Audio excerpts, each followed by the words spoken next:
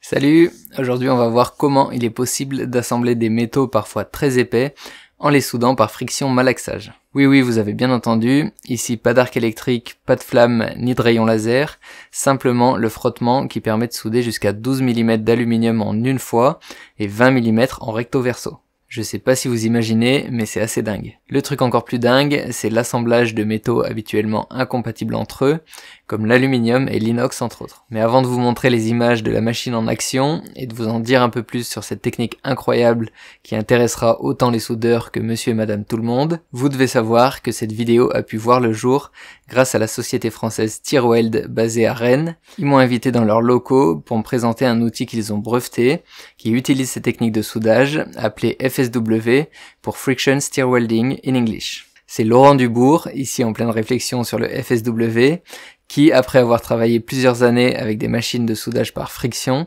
a créé la société Stirweld en 2017, dans le but de proposer sur le marché une tête innovante de soudage par friction, adaptable sur des machines d'usine à commande numérique, appelée aussi CNC ou MOCN. Et le pari est plutôt réussi, car la société est en croissance constante depuis 2017, en installant leurs têtes de soudage partout dans le monde, avec également des pièces pour des clients prestigieux, comme entre autres Ariane Group pour la fusée Ariane 6. Voilà donc une start-up française qui innove, qui est en croissance et qui en plus fabrique localement, puisque les têtes de soudage sont en grande partie produites en France, voire même sur la zone Bretagne. Alors bien sûr, tous les composants sont pas faits en France, puisqu'il y a des choses qui sont pas trouvables chez nous.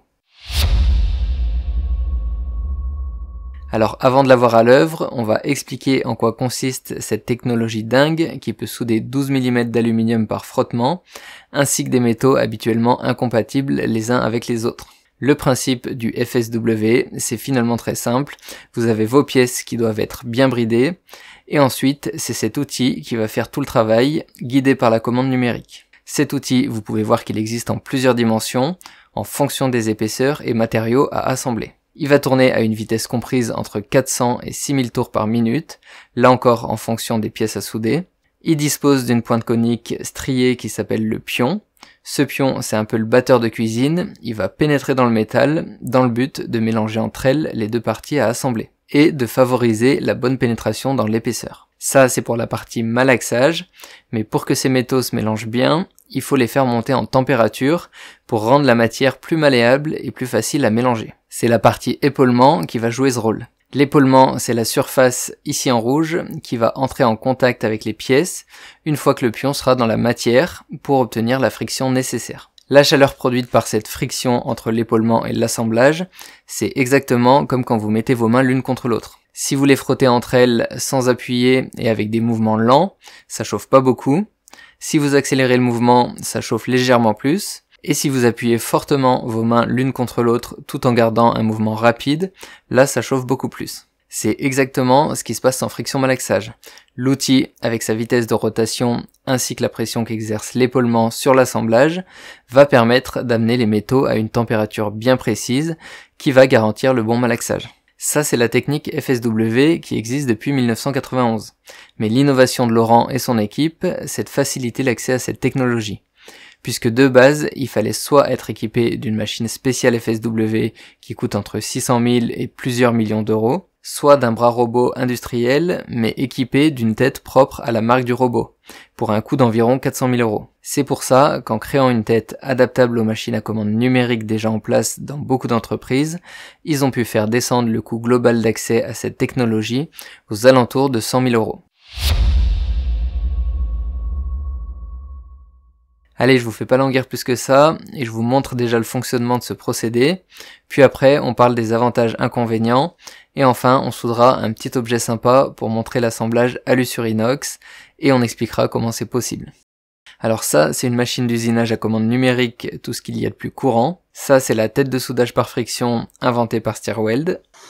La machine vient s'équiper de la tête quasiment comme d'un outil standard, et immédiatement elle est opérationnelle pour souder.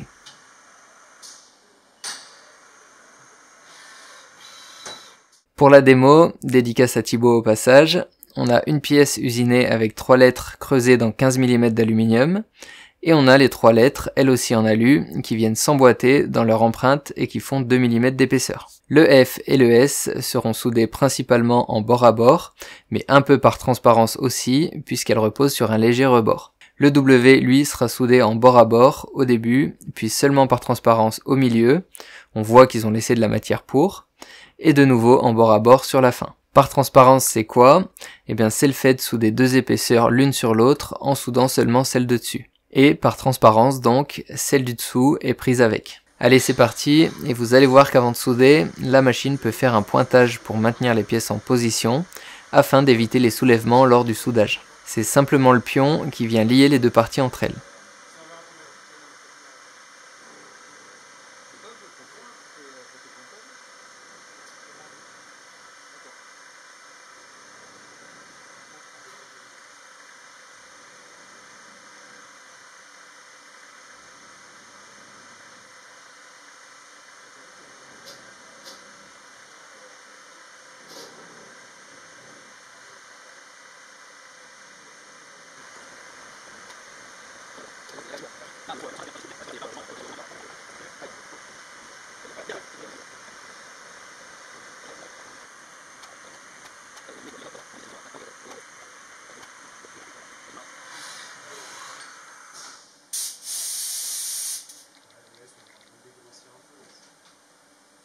On enchaîne avec le soudage.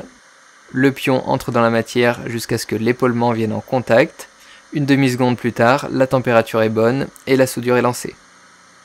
Alors évidemment, comme sur toute machine CNC, il y a un programme qui a été fait en amont pour que la machine se déplace correctement et des paramètres de vitesse de rotation, vitesse d'avance ou encore de force exercée propres à chaque assemblage pour obtenir une soudure fiable.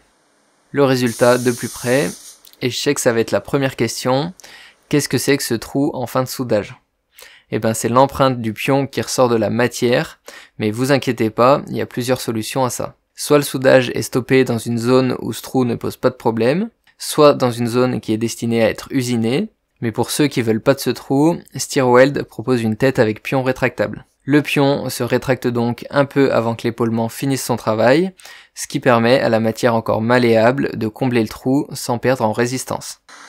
On continue avec le soudage du S et du W.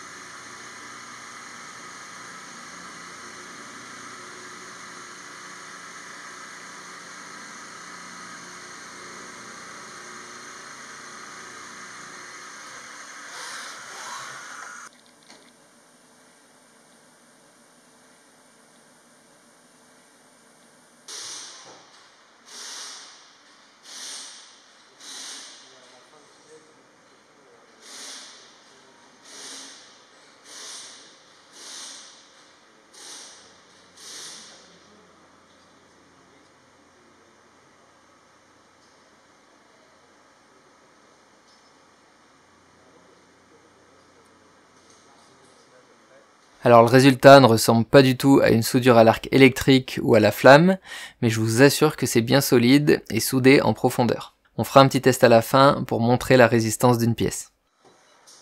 L'avantage, c'est que la machine a juste besoin de déposer la tête et de prendre un outil d'usinage pour usiner en surface et nettoyer les copeaux.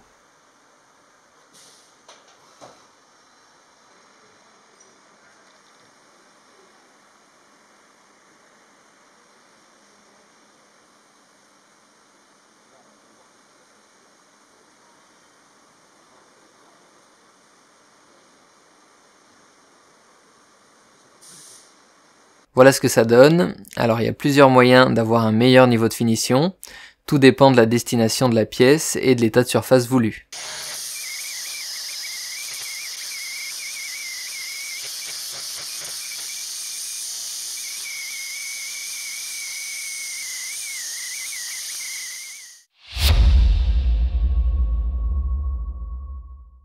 Un gros avantage de cette méthode, c'est que les métaux sont pas amenés jusqu'à leur point de fusion, mais légèrement en dessous, car ils n'ont pas besoin d'être à l'état liquide pour se mélanger. On parle par exemple d'une température portée à environ 450 degrés pour l'aluminium, qui a une température de fusion autour des 650 degrés. Et donc pour les connaisseurs, vous avez une ZAT quasiment inexistante.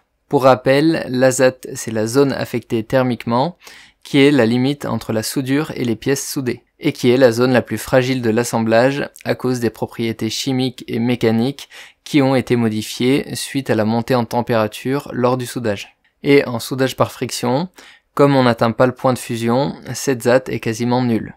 Et c'est un gros point fort puisqu'il en découle une meilleure homogénéité de la résistance de l'assemblage, mais également une déformation des pièces qui est réduite. Le fait d'utiliser la friction permet aussi de souder des pièces qui seraient sensibles à l'arc électrique ou à la flamme. Comme autre avantage, il y a le fait de n'utiliser aucun gaz de protection ni métal d'apport, ce qui le rend économique et plus écologique. De pouvoir souder avec une avance assez rapide, entre 70 cm et 3 mètres par minute, de limiter grandement les défauts de soudage, la porosité, les inclusions, les manques de fusion n'existent pas, et les risques de fissuration sont quasi inexistants. En fait, c'est noir ou blanc, c'est soit tout bon, soit complètement loupé. Par exemple, on a fait des essais avec le mauvais outil monté sur la machine, et c'était tout de suite visible parce que le mélange entre les parties à assembler se faisait pas du tout. On voit bien ici la séparation entre les deux pièces. Alors bien sûr, pour s'assurer que les soudures sont fiables, il y a des essais et des contrôles qui sont faits, puisque l'œil nu ne suffit jamais à garantir leur résistance. Autre avantage, c'est au niveau sécurité, puisqu'aucun rayonnement ultraviolet ou laser, aucun dégagement de gaz ou fumée, ou encore de projection. Il y a aussi le fait de pouvoir souder, certes en bout à bout, mais aussi par transparence, comme je vous l'ai expliqué tout à l'heure. Le FSW permet aussi de souder ce genre de pièces. Là, vous avez un joint d'étanchéité qui devait absolument être appliqué avant soudage, et comme vous pouvez le voir, aucun problème en FSW. Alors qu'en soudage électrique, on aurait cramé tout le joint.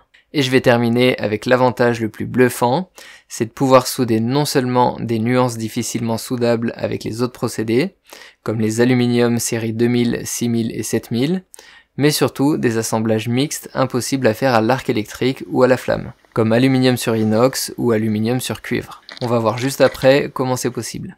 Mais il y a aussi des inconvénients, comme tout procédé. Je commencerai par le fait que les bords à souder doivent être parfaitement en contact. Il n'est pas question d'avoir le moindre millimètre de jour dans l'ajustement des pièces, puisque le soudage se fait sans métal d'apport. Même si le système de Stirweld permet d'abaisser les coûts, on reste sur un bel investissement. Après, comme toujours, il y a un calcul de rentabilité à faire, puisque comme précisé, ce procédé permet des économies de temps et de consommables. Un inconvénient qu'on peut noter aussi, c'est le fait de devoir absolument brider les pièces dans tous les sens, puisque la rotation et la pression qu'exerce l'outil sur l'assemblage ne doit pas faire bouger les pièces. Pour ça, il y a des gabarits de bridage qui peuvent être faits, ce qui est pratique pour les pièces en série, et c'est souvent le cas des entreprises qui utilisent ce genre de procédé. Mais je l'ai mis en inconvénient parce que ça reste un point à avoir en tête et à étudier pour chaque ouvrage. Ce genre de procédé ne permet pas non plus de souder en angle intérieur.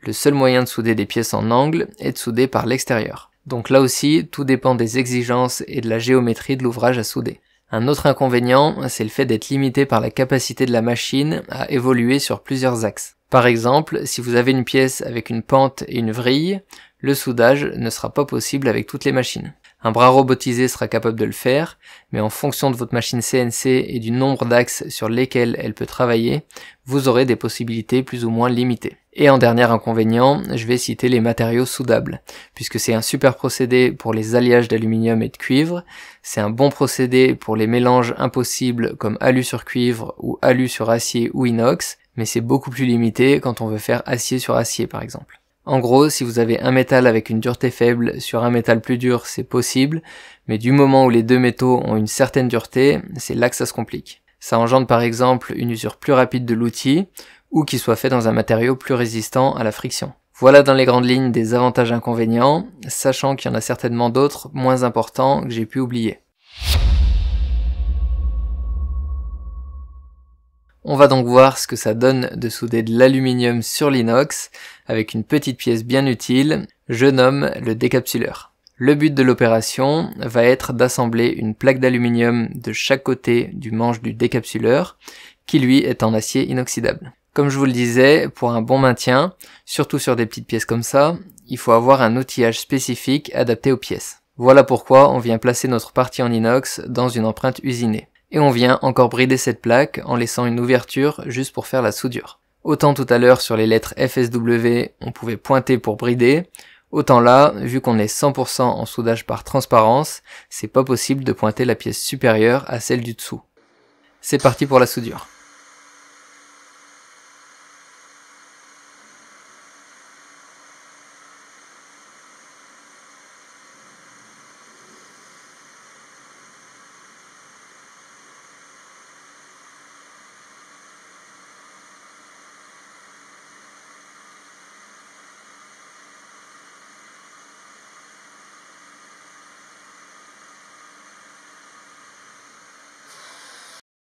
Voilà ce que ça donne directement après soudage. Un petit passage à la fraise pour rendre ça plus propre. Je vous passe le soudage de l'autre partie puisque c'est la même chose. Une fois terminé, ça donne ça. On va maintenant tester la résistance de cet assemblage incroyable d'aluminium sur inox. Et pour ça, on va laisser le patron lui-même se défouler un peu sur sa pièce.